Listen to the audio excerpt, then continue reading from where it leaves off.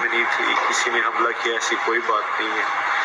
یہ اللہ کی تقدیر تھی اور ہم اللہ کے اس فیصلے پر راضی ہیں. آپ سب سے دعاؤں کی درخواست ہے. السلام علیکم دوستو. ایک بڑی ہی دل کو دہلا دینے والی افسوسناک خبر پڑوسی ملک پاکستان سے کل سامنے آئی. دنیا بھر میں مشہور اور ہم سب جن کو جانتے ہیں، جن کو سنتے ہیں، معروف عالم دین حضرت مولانا طارق جمیل صاحب کے بیٹے عاصم جمیل کا کل گولی لگنے سے انتقال ہو گیا. انا للہ و انا الیہ راجعون. مولانا طارق جمیل صاحب کو دو بیٹے تھے.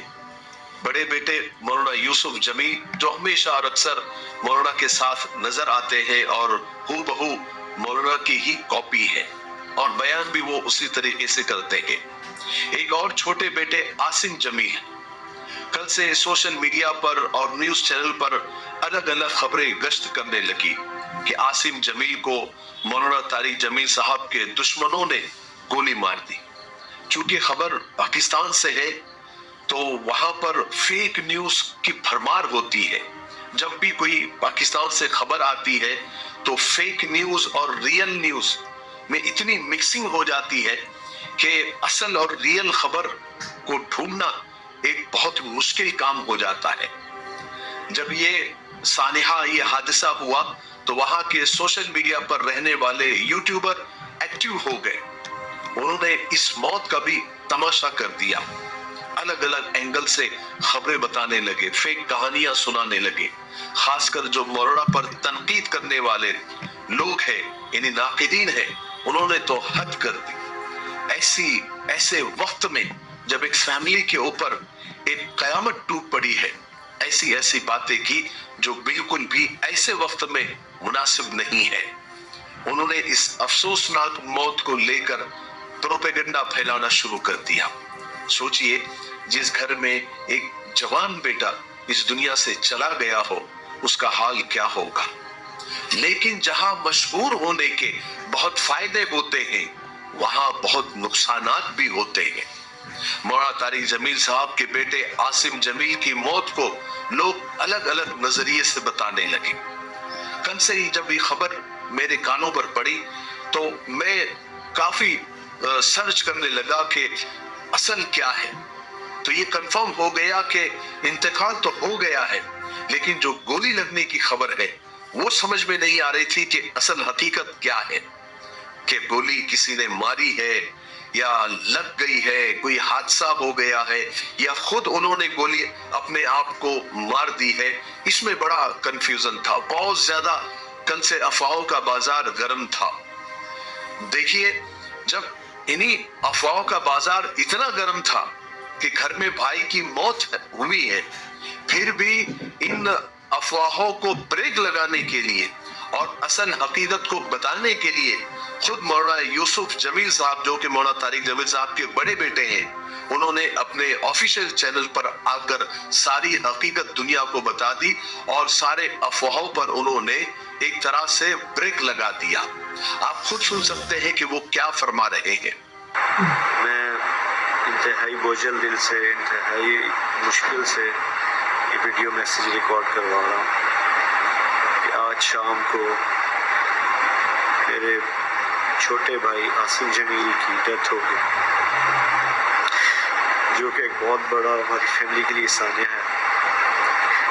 لیکن اس تکلیف کی حالت میں بھی مجھے میڈیا پہ اس لیے حاضر ہونا پڑا کہ بہت سی نیگیٹو خبریں، مختلف خبریں، غلط خبریں میڈیا پر چلائی جا رہی ہیں. میں ان کی وضاحت کے لیے حاضر ہوا ہوں کہ میرے بھائی عاصم جمیل بچپن سے شدید ڈپریشن کے مریض تھے اور پچھلے 6 ماہ سے ان کو جو ان کی بیماری کی شدت کی وجہ سے الیکٹرک شاک لگائے جا رہے تھے تاکہ ان کی ڈپریشن کو، ان کی بیماری کو کنٹرول کیا جا سکے.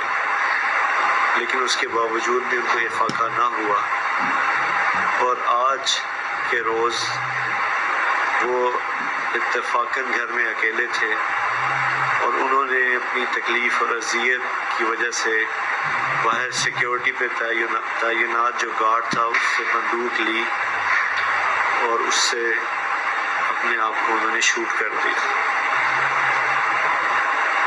इन्ना लिल्लाहि व इन्ना इलैहि राजिऊन। इसके अलावा जितनी भी बात की जा रही है, कोई दुश्मनी थी, किसी ने हमला किया, ऐसी कोई बात नहीं है। ये अल्लाह की तकदीर थी और हम अल्लाह के इस फैसले पर राजी हैं। आप सबसे दुआओं की दरख्वास्त है। अस्सलामु अलैकुम वरहमतुल्लाह। अब ये बात बिल्कुल साफ हो गई है कि मौलाना तारिक जमील साहब के बेटे आसिम जमील बचपन ही से उनकी मेंटल कंडीशन ठीक नहीं थी, वो दिमागी मरीज थे और वो बहुत पहले से ही सख्त डिप्रेशन के मरीज थे, शिकार थे और उनके इलाज के लिए उन्हें शौक तक दिए जा रहे थे। आप अंदाजा लगा सकते हैं उनकी बीमारी का, उनके मर्ज का। फिर इसी डिप्रेशन का उनको शायद कल दौरा पड़ता है और वो उसी मेंटल कंडीशन के अंदर गार्ड को बुलाते हैं, उससे बंदूक लेते हैं और अपने ही सीने पर गोली दाग देते हैं, जिनसे उनकी मौत हो जाती है। अभी फिलहाल के लिए बजाय इधर उधर की बात करने के, हम मौलाना तारिक जमील साहब और उनके अहल खाना के लिए दुआ करते हैं कि अल्लाह मौलाना तारिक जमील साहब को सब्र जमील अता फरमाए और इस गम की घड़ी में हम मौलाना और उनके फैमिली के साथ खड़े हैं और उनके लिए दुआएं कर रहे हैं। आगे और क्या इस के पीछे और क्या चीजें हैं, क्या बातें हैं, अगर सही जराए से हम तक पहुंचती है तो हम इंशाअल्लाह आगे आप तक और पहुंचाने की कोशिश करेंगे। तब तक आप दुआ करते रहे। अस्सलाम वालेकुम वरहमतुल्लाहि वबरकातुहू। ये हमारा मिफ्ताही तलबीना है, ये नबवी नुस्खा है। आप सल्लल्लाहु अलैहि वसल्लम ने फरमाया ये पेट की बीमारियों के लिए बहुत मुफीद है और ये सुन्नत भी है, ग़िज़ा भी है, शिफा भी है, दवा भी है। इसे बनाने का भी बहुत आसान तरीका है। एक गिलास दूध में 2 चम्मच तलबीना डाल के इसे उबाल ले, खीर की तरह बन जाएगा और फिर इसमें शहद या शक्कर डालकर आप भी पिए, बच्चों को भी पिलाए, घर में हर एक उम्र के लिए ये मुफीद है। स्क्रीन पर आ रहे नंबर पर आप कॉल करें, आप दुनिया में कहीं भी हो ये आप तक पहुंचा दिया जाएगा। ठीक है, एक से ज्यादा लेंगे तो कुरियर